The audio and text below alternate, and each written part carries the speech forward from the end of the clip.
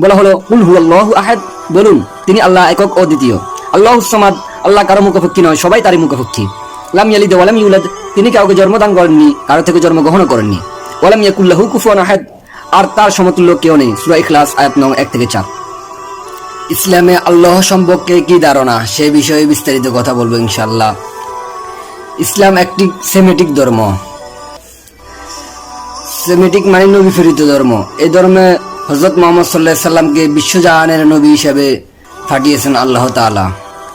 সারা বিশ্বে ইসলামে 200 কোটি অনুসারী রয়েছে। ইসলাম অর্থ আল্লাহর ইচ্ছাতে আত্মসমর্পণ। মুসলমান কোরআনকে আল্লাহর বাণী হিসেবে গ্রহণ করে, যা মুহাম্মদ সাল্লাল্লাহু আলাইহি সাল্লামের উপর নাজিল করা হয়েছিল। ইসলাম বলে যে আল্লাহ তাআলা যুগে যুগে একাত্মবাদের দাওয়াত এবং মৃত্যুর পরবর্তী জীবনের জবাবদিহিতার বার্তা নিয়ে তার দূত এবং নবীদেরকে প্রেরণ করেছেন।